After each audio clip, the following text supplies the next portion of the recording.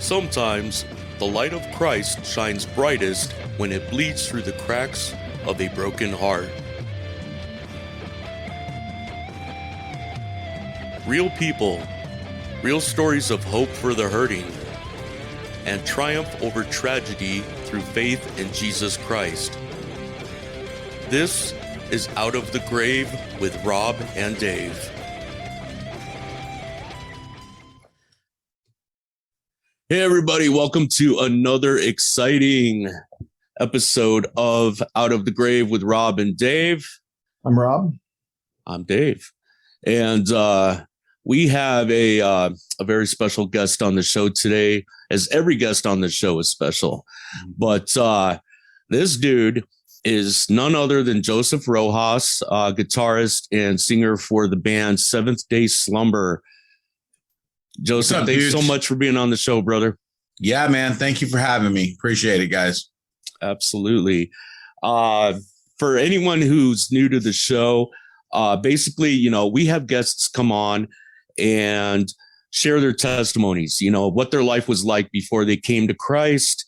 And, that defining moment when something happened in their life and they realized, hey, I need Jesus. And how you came to Christ and what he's done in your life since then. So whatever you feel like sharing with us, Joe, the floor is yours, brother. Well, man, I once again, I'm just honored to be here with you guys. I gave my life to Jesus back in 1996. It was actually, closer to 97. And I was in the back of an ambulance. I made a decision to take my life. And in the back of the ambulance, I felt the hand of God. And it was that was the beginning of my journey. But before that, I was a drug addict, in and out of jails, institutions, just living a lost life. I was hurting badly. I felt like I had no value, and grew up without a dad, raised by a single mother on a single mother's income, and just always felt that. I felt that emptiness of not having a dad. My dad used to beat my mother, and so he was arrested and pulled out of our family and stuff, and then he ended up leaving the country. So I didn't meet him until later on in life. And we didn't have a good relationship even after that. We tried to have one, but I was a drug addict by then. I had already not necessarily full-blown drug addict, but I was already messing around with drugs, alcohol, partying, and that kind of stuff. But yeah, I finally came to a place where, I hated my dad. I didn't want anything to do with him. And I don't think he was that fond of me either at that point. So we didn't really continue to have a relationship. I'd already grown up without him. And so it was just like he's coming back in, and it just didn't work. But,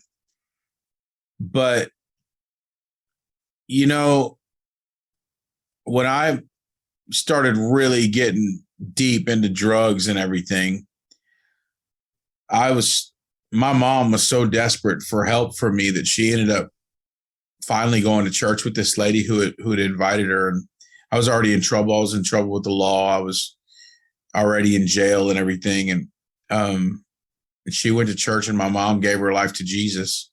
And I think I was about 18 at the time, maybe.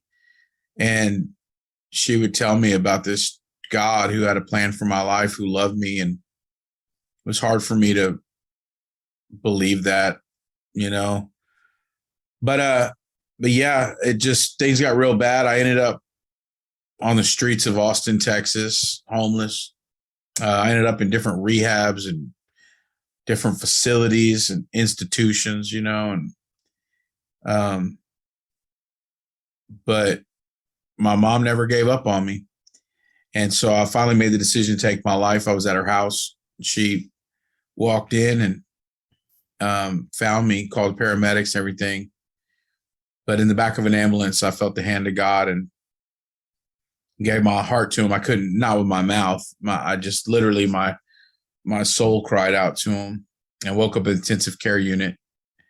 And that began my journey. It took a couple of years to get completely clean off of dope, but I had God in my life, and I knew that things didn't have to be this way anymore. So, yeah.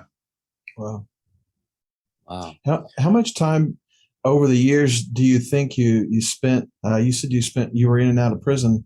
I mean, how much time would you estimate, of your life that you lost there in jails and prisons? Well, I went to state jail, so federal prison. It was a federal holding facility, but I was in state jail. I didn't go to prison. It was just at a prison.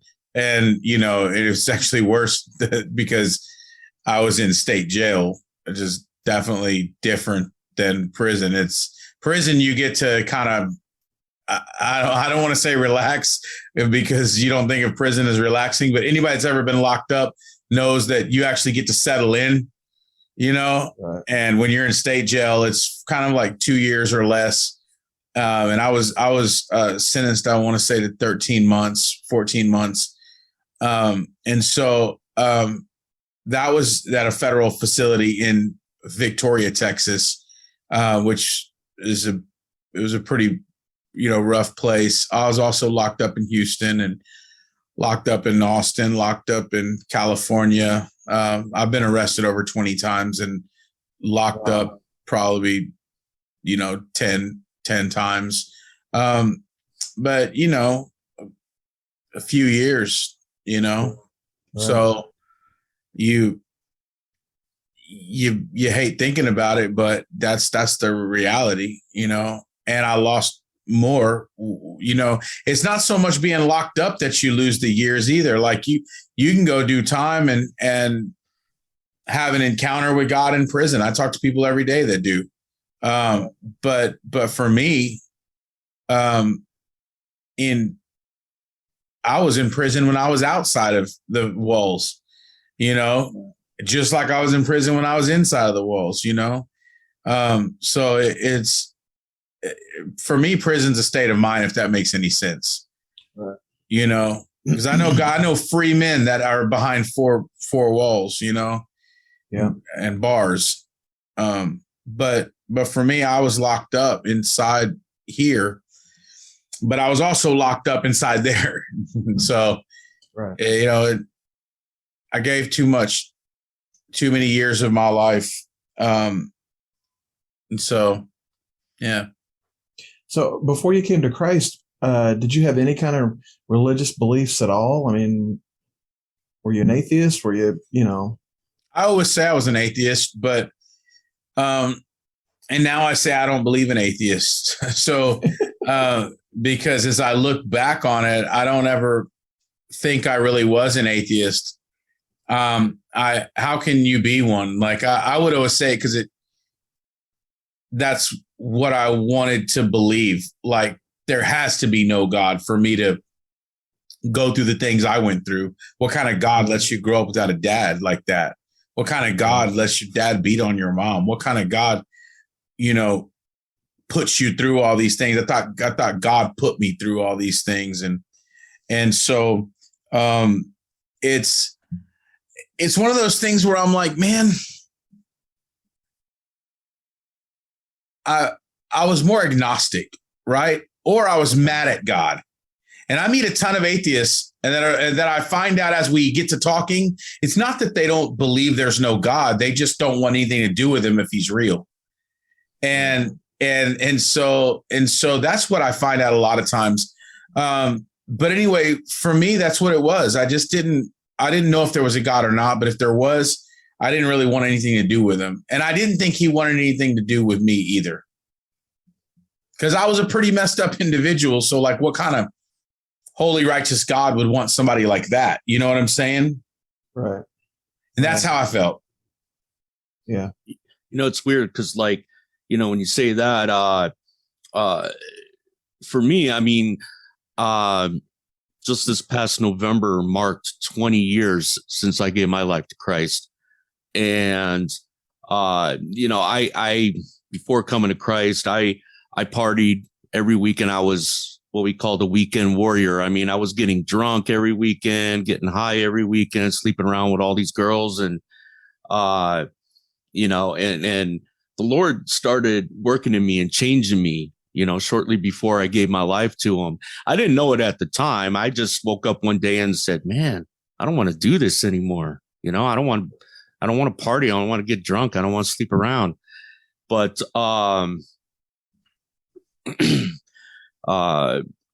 it's interesting, you know, like you say that, because, sometimes, you know, and I'm sure it happens to a lot of us when we sin, you know, or we mess up or we fall or whatever, you know, we feel guilty, you know, and then all of a sudden, you know, the enemy kind of creeps in your mind there and is like, oh, you know, you're no good. Look what you did. And, you know, that kind of thing. And, you know, me personally, that beats me down sometimes. And I'm not realizing it at the time. But then later I'm like, you know, I don't need to feel that way. I just got to take it to the Lord, give it to him and repent of it, you know, and confess my sins. And, you know, when I mess up or I sin or something, I'll tell Rob, you know, because, me and him, you know, we're best friends. And, you know, God's word says, you know, confess your sins one to another. And so I make sure to do that. That way, you know, my brothers can hold me accountable when I mess up. But, I don't know where I was going with that, but Yeah, no, I mean, we're just hanging out, dude. Yeah. Well, I mean, it is important to have people in your life that you can reach out to. I didn't have that. I didn't have people I could reach out to. There was nobody that I really looked up to, I guess, to reach out. So I had a lot of anger towards God. And I think you were going with the fact that, you know, you're not perfect. You make mistakes, man. And, you know, and we all do. But God still loves us. And it's hard to imagine that a God would love us that, when we're that messed up, but he does. And so, but you got to have people around you that can encourage you and remind you of that. And you have that. And I didn't. Now I do. And I love the people that I get to be around, especially the Seventh-day Slumber folks, guys and gals that are on tour with us. You know, our bass player, Ken, is one of my best friends in the world. Weston, our guitar player, and obviously my son is the drummer. But also my wife is our tour manager, and she's my best friend. And Kristen, Ken Reed, our bass player, his wife, Kristen, is actually not only our sound engineer of like 8 years, but she's an amazing sound engineer. She's ran sound for everybody in this industry, but she's also the executive assistant at Rockfest Records, my executive assistant, and A&R at Rockfest Records. She does both. And so I didn't know I didn't know you were affiliated with that, because I would get emails from them, you know, sending me music for my radio show. And I'm like, who's Rockfest Records? Yeah. Yeah. I'm the president of Rockfest Records. And oh, right on. Yeah. So I started that label 4 years ago, and we have Seventh-day Slumber, Fireflight, The Letter Black, Amongst the Giants, Relent. The Protest is on our label. The GFM band is on our label. Wow. Yeah. So all of those artists are on the label, and yeah. So Kristen actually works for our label.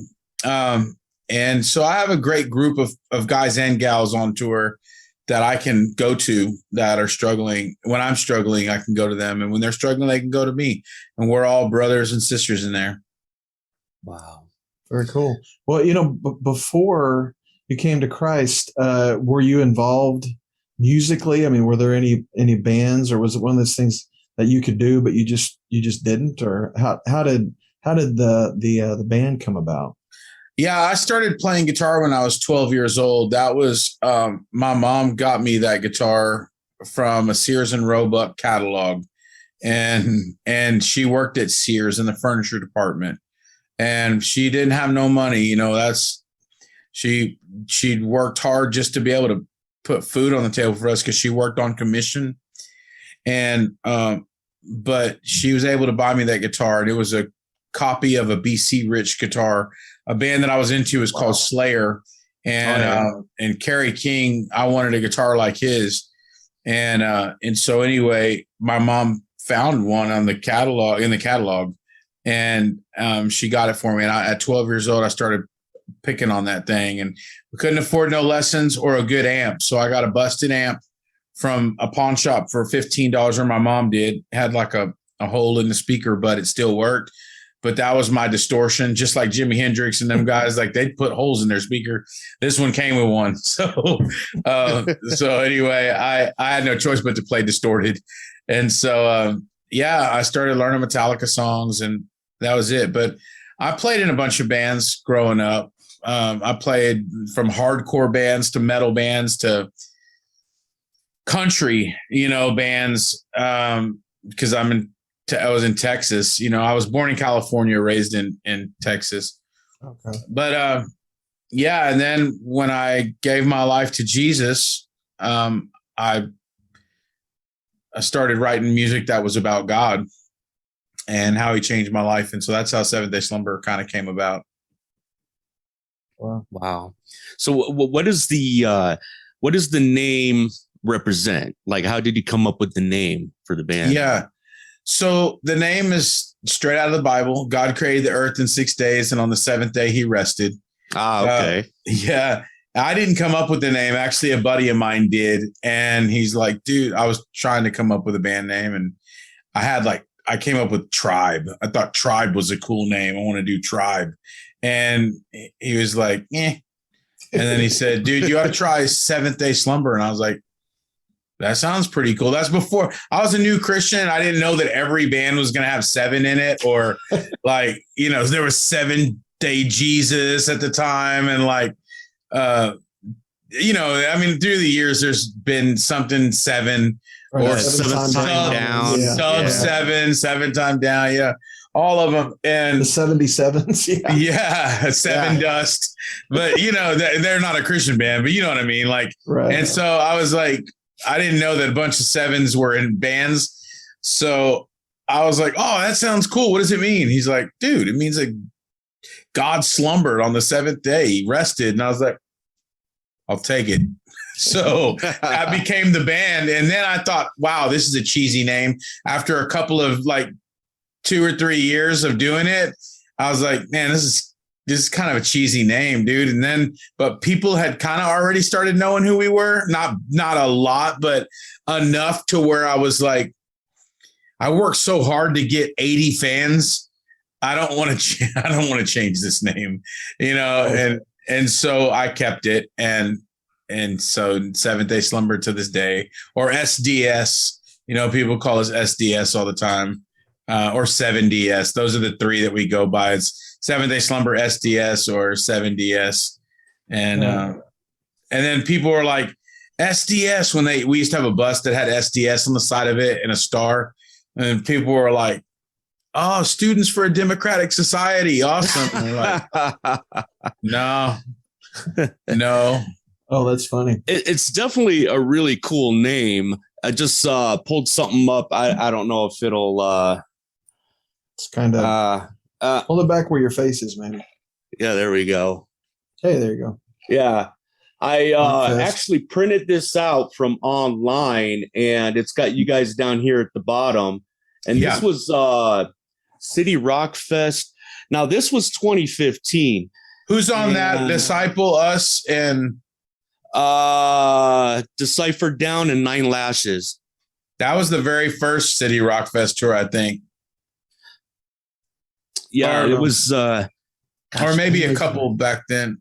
Yeah. Okay. Now, I don't remember if I met you guys then, but I definitely know I met you guys just a few years ago. It was another City Rock Fest, but the protest was at that one. Yeah. And I think it was To Speak of Wolves was there too. But yeah, this one was at a big church out because I'm in Arizona. This was like way out in the west part of Phoenix. And, we all got to there was like, because they made it really cheap. It was like for $5 extra, you can meet all the bands, right? So by the time me and my buddy got to go around and meet everybody, they were rushing everybody through. Okay, just here, stand over there, picture. Okay, next person. You know what I mean? They were just rushing it because they were running out of time. And so some of the pictures that I have, it's like, they're just really blurry. And it's like, oh, man. But I do have a picture with you and your son at the show. I saw you guys. I think it was probably 2018, maybe even 2019 when I saw you guys again. And it was a smaller church. It was just, you guys Disciple. And I think, 2 other bands, like I said, The Protest and To Speak of Wolves. And but it was just awesome. It was amazing. And yeah, Seventh Day Slumber. It just kind of, you look at the logo and you think of the name, and it's like, man, that does sound really cool. Yeah. It's catchy. But I could see where at first you'd be like, oh yeah, this is cheesy. I don't know about this. For me, it was. I was like, yeah, but we've been doing it a long time, and people now know it, and they don't really think twice about it. It's just like, oh, that's Seventh Day Slumber, and even people that have never listened to us know, oh, I've heard of y'all, because we've been around for so long, and we've done a lot of things in this industry. So, that was the first year that we put the Rockfest tour. Actually, I think it was the second year that we put the Rockfest tour together, and we did them every year for about 7 years. So I don't know if that was the second or third, maybe, I don't know, but either way, we did several of those, and that's actually how Rockfest Records came about, was through my wife and I doing those tours and putting those tours together. They became huge tours, and I'd reach out to friends of mine like Kevin from Disciple, or my homies in Nine Lashes, or Wolves at the Gate, or Project 86 has been on them, and Decipher Down. We're actually going back out. We're bringing Decipher Down out on another tour coming up, wow. The Death by Admiration tour. Because our album just came out a month ago or so. And so we have, it's the Death by Admiration tour. It'll be Seventh Day Slumber, Decipher Down, Spoken, and Amongst the Giants. And so we're touring all over and excited. But yeah, that's how Rockfest came about. Capitol, Universal Music Group in Capitol, which is owned by Universal Music Group, gave me a distribution deal and gave me the opportunity of having a partnership with them, because we were already on Capitol. Seventh Day Slumber was. And so we finished up our contract, and instead of signing to them again, told them I wanted to own my own masters and do my own thing kind of. And they were completely cool with that and supportive, and Capitol's been a great label to us and a great distribution. Wow. Great. Right on. Well, I have to ask you about your son. My son, Trey, is 23, and he was pretty young, 11 or 12, when he told me he wanted to play drums. I had sort of played at the drums, in a worship band. So I showed him all I knew, which took me about, 3 minutes. And he kind of took off from there. Now he's got a band, Sacred Throne. And, and I watch him, and I'm so proud. I have to ask you about your son. I mean, that's so awesome. I remember the first time that I seen that he was in the band. And, knowing how close that Trey and I are, I just thought that was the coolest thing ever. I mean, was that just one of those things that just kind of happened? Well, our drummer, Jamie, was his drum teacher. And so Blaze, since he was 3 and 4 years old, would hang out on he didn't start playing until he was about 10 or something like that, maybe 9. But he would just sit on the side stage and watch the drums. And he just loved it. You could, sometimes he'd bang on them, but he didn't ever do anything until he was about 9 years old. And then our drummer, Jamie, started teaching him stuff. And then we saw Blaze, and then he just it was crazy how the kid was like a phenomenon. And I was like, man, I told my wife, I wonder if it's just because he's my son, I want to just think he's better than he is. But but it wasn't. It wasn't. He was literally that good. And people were like, dude, your son is ridiculous. I saw him playing, he'd be playing in the green room, or during our sound check, he'd go up and mess around before Jamie got up and did stuff. And they were like, this kid is amazing. And so anyway, then he just got better and better. And like by 13, actually by 11, he was already playing a song with us every night. And he kept saying, Daddy, I want to play a song. And I was like, nah, man. I said, Daddy loves you, but this is what Daddy does for a living. And, but you can play before the concerts, whatever. He said, Daddy, I want to play one song. And so Jamie, our drummer, said, man, I bet if you gave him a song to just focus on, he could probably do it and play. He's like, I'm watching him. He's doing amazing. And I said, cool. So I gave him this song, Addicted to My Pain, which is a hard song to play. And I was like, if you can do this one, when you can play it without messing up and some feel on it, I'll let you play. And it wasn't like just a few weeks later, he played the whole thing. He was killing it. So at 11 years old, we had him 11 and a half. We had him playing every single night. And then Jamie got an offer as a pastor in Sacramento. Okay. And so when Blaise was about 13 and Blaise was on a different level at 13, like it was crazy. And then Jamie said, dude, I mean, one day this kid is going to play drums for you. I wouldn't doubt it if he could do this, And I had my son try out with 3 other drummers. The first time he didn't make it, and neither did the other guys. And then we had another tryout. And because I was very specific, because like I said, this is what we do for a living. Yeah. And plus I didn't want people to go, oh, he just has his son in the band because it's his son. Like he's not even that good or whatever. But man, I was like, I know this kid is amazing. So he tried out the second time, got it. And he was 13. He's been playing ever since. And now he's played from, Spoken fly. He's playing with Spoken on, and has played with Spoken many, many times. They fly him out to go play with them whenever 7 Day Slumber's not on tour. But he's played drums for Spoken and The Protest. When Jared was playing with Skillet, Blaise was the one filled in on the City Rock Fest tour for that whole tour for Jared with The Protest. He's played for Manic Drive. The list goes on of people he's played for. He's known in the industry as he's 20 now. But he's known in the industry, and it's pretty crazy to have him as the drummer for 7 Day Slumber. He's not only the drummer for 7 Day Slumber, now he's him and Weston, our guitar player, are the primary songwriters. My son wrote the majority of melodies for the new Death by Admiration album. That's why it's so much better than our other ones. That is a cool album, by the way. Yeah. Well, thank you, man. Yeah. Thank you. I can't take credit for that one. Well, and I remember the first time I saw you guys at the first City Rock Fest there with Disciple and those guys in 2015. I remember looking up on stage and I was just like, the drummer's a kid. I was like, holy smokes. At the time, I didn't realize it was your son, and I was just blown away. I was watching him. I'm like, this kid is phenomenal. I'm like, wow. But yeah, it blew me away, because like, you don't expect to see something like that. You expect to see, all the guys in the band are like around the same age, but you see some kid in the back on the kit and he's just wailing away. And you're like, whoa. Yeah. It's crazy, man. I would like to ask you, because, like you said, you've gotten some recognition and some people, know who you are and they've heard of the band or whatever.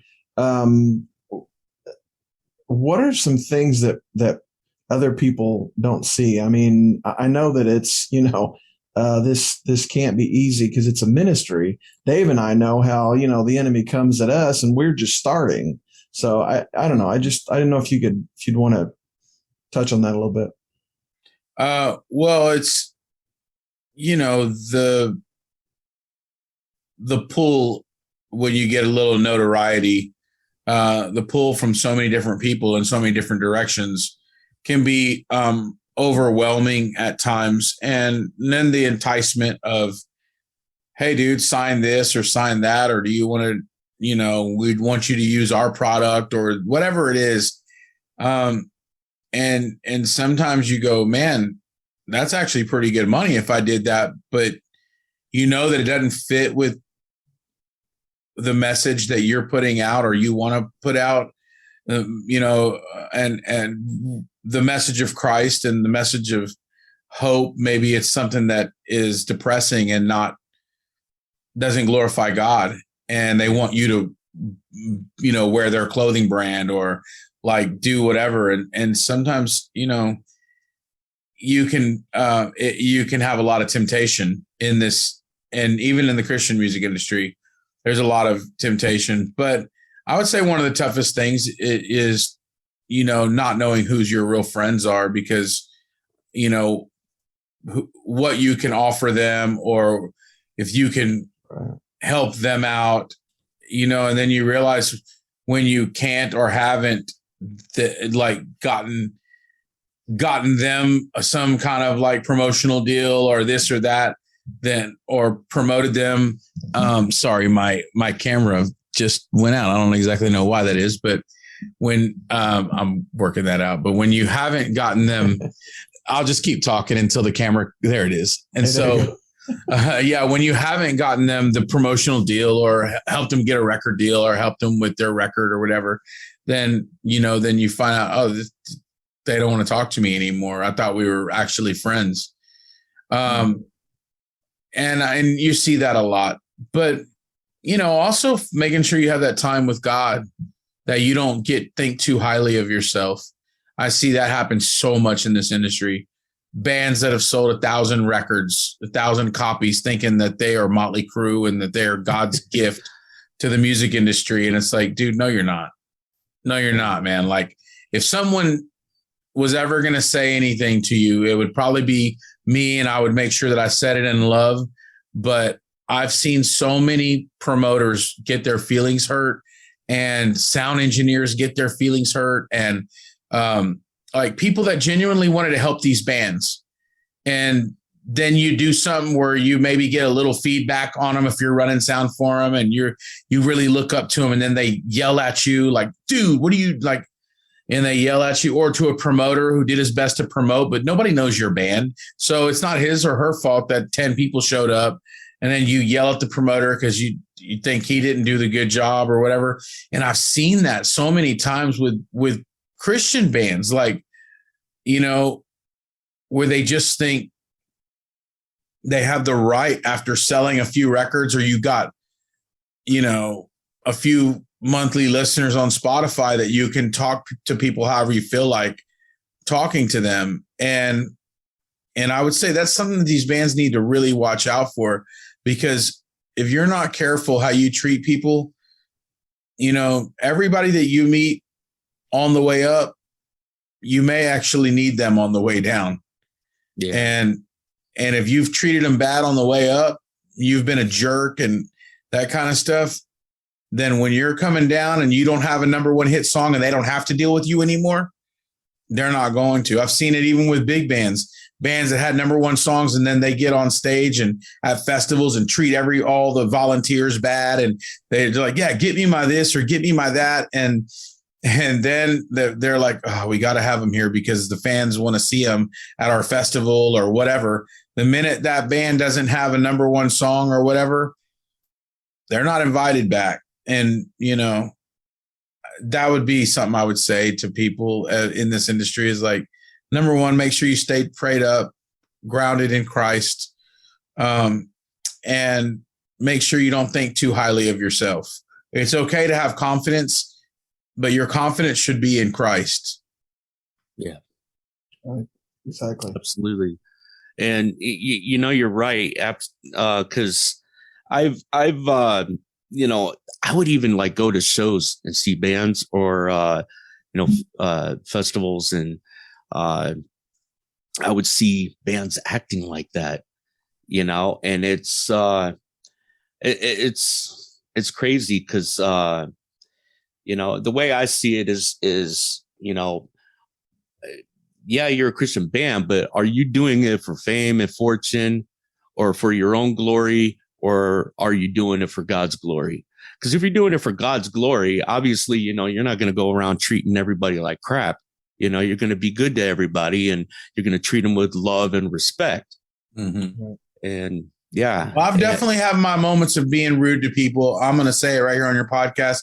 We all have bad days, and that's different than doing your whole career like that. Like, so I'm not judging someone who's having a bad day. I've had a bad day too. Like, where I've been like, sometimes you'll have overbearing promoters and overbearing, people that are like bossing you around as a band or, treating you badly, even overbearing sound engineers that have been like, you need to do this, you need to do that. And you're like, dude, I've been doing this my whole life, like chill, we're going to be fine, So, but if you catch any one of us on a bad day, we may not always act the way that we probably should or respond. May not always respond the way that we should, but that's different than just walking around thinking that, your poop don't stink, dude, and you can treat people how you want to treat them. That's a whole different mindset, and it's a whole different thing because we can all have our bad days. Exactly. Yeah, there's a huge difference between both of those scenarios. Yeah, walking around like I'm all that in a bag of chips, and just having an off day and you're in a bad mood. Yeah, big difference between the two. Yeah, absolutely. Yeah, I was at Chains Unchained. Wayne Nail, who was a guest last week, the promoter there, he asked me to set up a table, and I have a book that I've written. So I had my book, and I was having a hard time getting set up. The guys from the protest were right next to me. And I remember looking at him, especially the lead singer, and I was thinking, man, he looks like the epitome of a rock star. You know what I mean? Mm-hmm. And for some reason, I just kind of expected him to come off like that. And I mentioned something about not being able to get my backdrop set up. And man, all those guys just jumped right in there. They were just the absolute coolest guys. And that really, really sticks with you. They were there to do the Lord's work. And, I thought that was, and you guys are the same way. I seen you with my uncle. I actually have an uncle. He was on the show too. My uncle Aaron, and he's mainly in a wheelchair these days. And he hadn't been to a concert in years. And I got a hold of I think it was the church, the pastor of the church you guys were in. I think it was maybe Nixa, Missouri, a few years ago. Mm-hmm. Yeah. Yeah. And I said, man, I want to be able to bring my uncle in, but I know it's a rock show and I don't know if I can do it or his wheelchair. And he said, oh yeah, bring him on in. And it just, you guys and everybody else just killed it. And it was one of those memorable, experiences that just, stick with you. I'm sure you get that all the time. You probably say, oh, I seen you guys X number of years ago. And it's still real vivid in their mind, Yeah. Well, I will say this about the and I appreciate you saying that about us too. And I'll say this about the protest, man. I love those guys. I love them so much. And I had the honor of signing them to Rockfest Records, and we released Legacy and Death Stare and their newest album and everything. And so we love working with them, and they do look like rock stars, but they are the nicest people ever. They were one of the only bands that, like, when they would get to the venue, the first thing they do is run up to me or my wife Lori, who's our tour manager. She was the tour manager for the whole City Rock Fest tour, so for all the bands. But they would run up to her and say, "What can we help unload?" And they'd go and help unload our trailer because we were carrying all the production for the tour. So it was the biggest trailer there, like had the most stuff there, not the biggest trailer, but had the most stuff in it that had to be unloaded. Other than, Disciple has a lot of stuff too. But I'd see these guys helping all my crew unload stuff, and they didn't have to. They weren't getting paid for it. They were just like, what can we do to help? So it's just really awesome to see that, and to see my guys too. The Seventh Day Slumber crew and the Seventh Day Slumber band members, those guys will do anything. They'll go out of their way to help anybody. And I love being able to tour with the team, the Seventh Day Slumber team.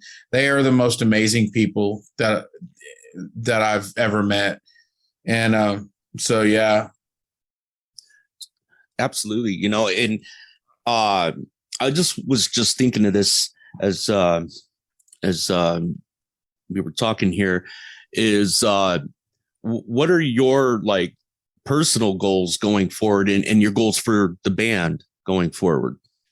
Well, we have the Death by Admiration album that just came out, and it's still doing well. It debuted on Billboard's top 200 at 60 something on all of all albums released, Christian and secular. So it's still doing really, really well. And we've only released one single. That's Death by Admiration, the song. And so the song is doing well. The video, we just released our video 3 weeks ago, and it's about 39,000 or 40,000, I think, today views in 3 weeks. So we're getting over 10,000 views a week on it.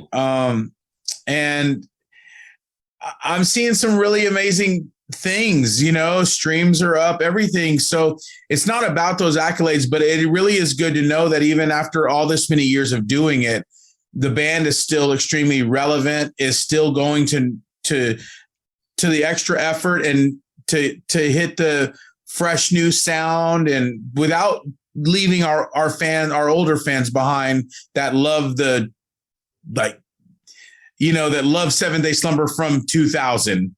And so, but my son being able to write melodies and lyrics and stuff has been a big, huge blessing, because he's got this fresh new approach to it but he's still my son. So it still has those elements of me. And then our guitar player, Weston, is just a beast. So he's already started. We've already got 8 songs for the new album. The new album will be called Feasting on Vultures, and it's heavy. It's heavy. It's probably a little heavier than Death by Admiration. Oh man, you got me excited, bro. Yeah, Feasting on Vultures. Yeah, don't get me. It's funny because we also have a worship album that's done. It's a rock worship album. Don't get me wrong. It's still rock, but it's not heavy like Death by Admiration or Feasting on Vultures. It's a rock record. I don't know why this keeps happening, guys. I'm sorry. But I'll just keep talking and then the camera will come back on. But yeah, it's a worship album that's already done. I just haven't done the singing yet. But the actual record has been recorded, and it's pretty much ready to go. And our guitar player, Jeremy, is producing that. Kellen from Memphis Mayfire just produced our Death by Admiration album, and he's producing the Feasting on Vultures album. So I don't know what's coming out first, but we still have our next single. This single actually just went into the top 10 on Christian rock radio and is being played on general market radio as well, quite a bit still. So I don't know, this one will go for a while. And then I think our next single, we haven't told the radio guys this yet, but the next single will be a song called Halos. And Halos was featured on Spotify's metal playlist, like the million monthly listeners on that metal playlist, or what, I forgot the name of that metal playlist that it's on, but it was featured on there. And so we're going to be releasing Halos second. And we're going to do a crowdsourced, not crowdfunded. It's different than crowdsourced, but crowdsourced video for Halos, because Halos is about losing a loved one and missing the opportunity to say the things you wanted to say to them before they were gone.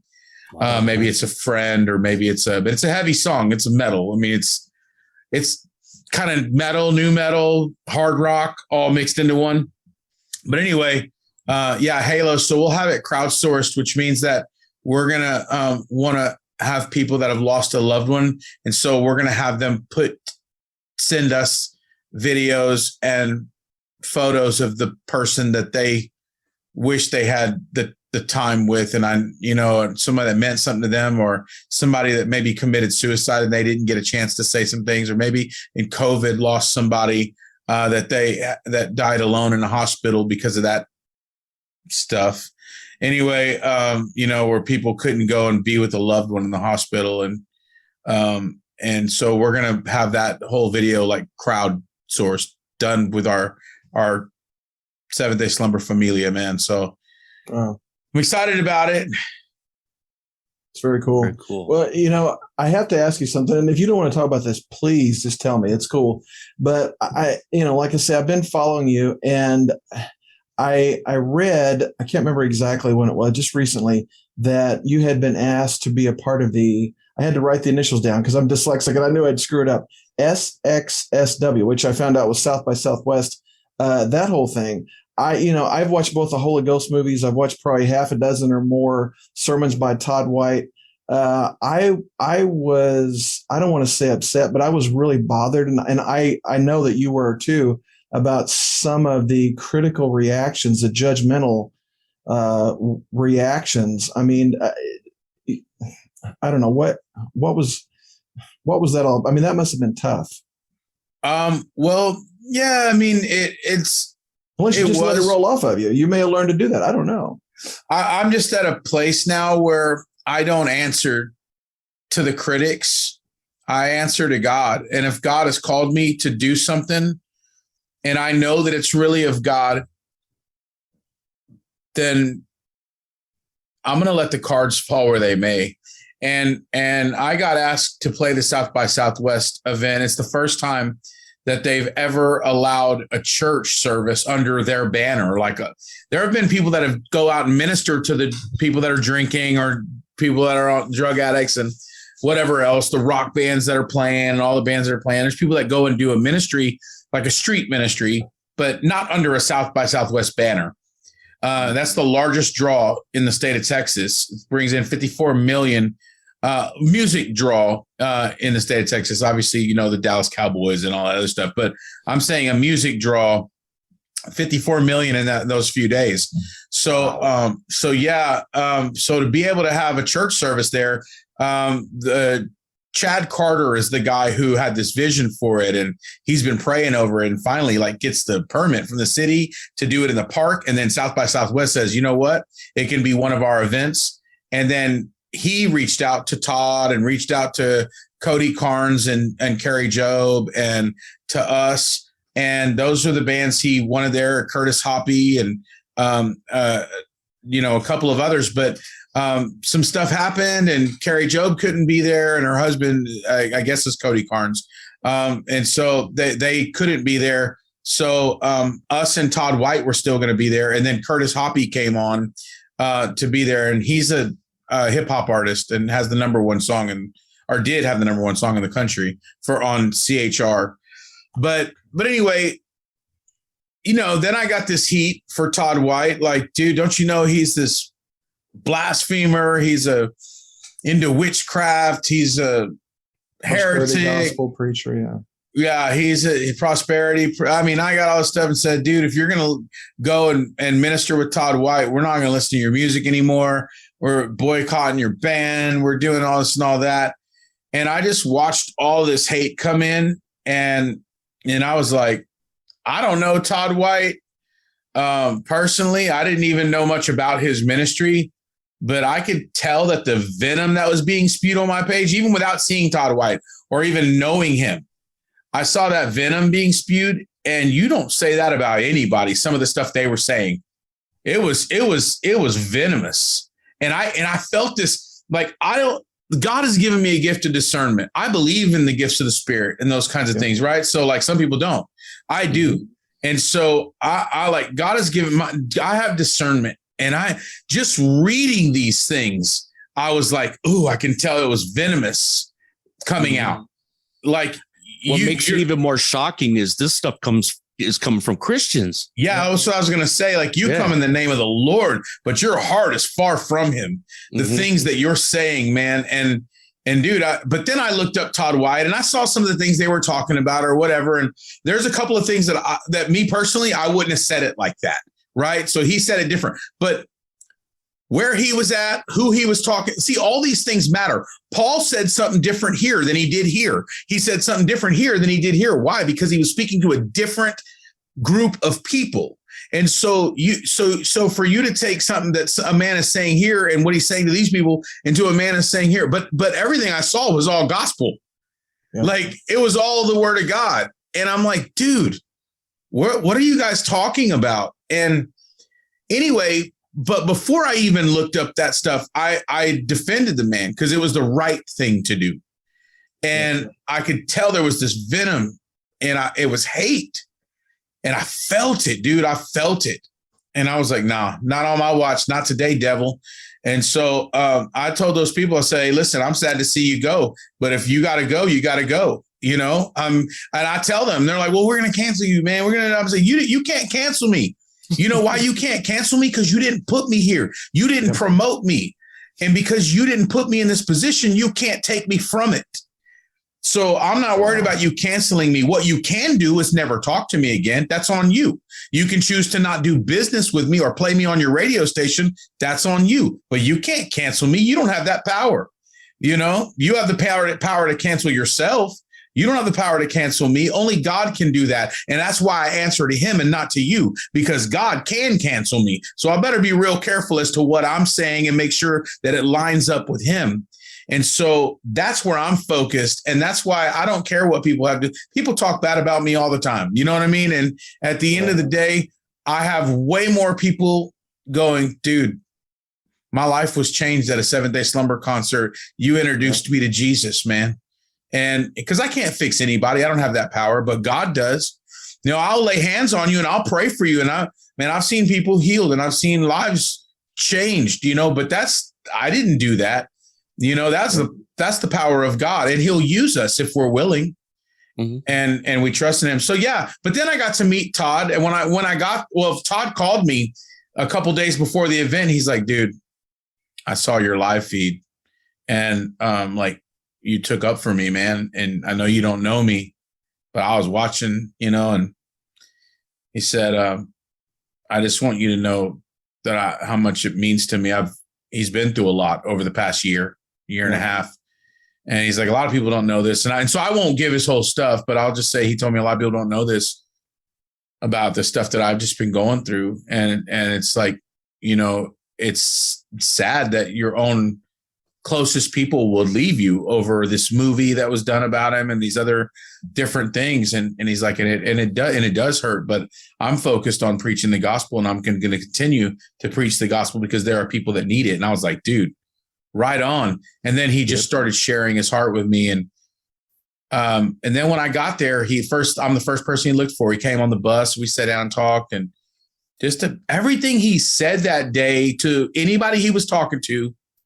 And I wasn't hawking him, like, keeping an eye. We were just around him all day because we're all together. Everything he said to people, I was like, man, this guy actually cares about these people.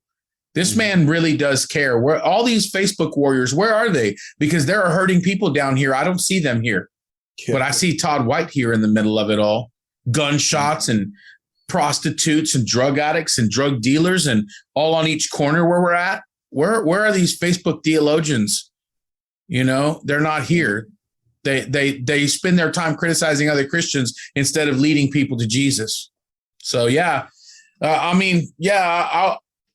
went live a couple of times and just told people I don't care what you think I should do. I mean, I have wise counsel. I have a pastor that I believe in wise counsel, but you ain't it, Yeah, no kidding. So that's what's up with that deal. We played South by Southwest, and man, so many lives were changed. Todd White brought the heat. He was praying for people the whole time, like dropping down into his knees when it was hot out there and praying for someone's foot, praying for someone's, like putting his hands on someone's nasty foot with sandals, and I'm just keeping a real dude, like, and he would be on his knees doing it, man, and praying for other people. And people go, oh, that's hokey. That's this and that. And I'm like, dude, who are you to be making those determinations and judging somebody like that when you yourself wouldn't wash the feet of somebody? Yep. Yeah, the Son of God himself washed, sweaty, stinky, old, nasty feet, then who are we? Yeah, that's exactly right. Absolutely. Well, I hate to say, because I really enjoyed this, that we're almost out of time, but I'm just wondering, Joe, if you have any parting words for people. I know that there's always people I believe that are going to tune in, whether it's now or 5 years from now, that will be touched by this. And that's what's so cool about doing media ministry is that we literally, and we'll probably never know it till we get to heaven. So, I just wondered if you had any parting words for people. I just want to tell people that are watching that may just be feeling like you don't have any value. I want you to know that you are loved. You are loved beyond measure, and that there's a God in heaven who has his arms open wide for you. And maybe you've messed up and you feel like he wouldn't want somebody like me.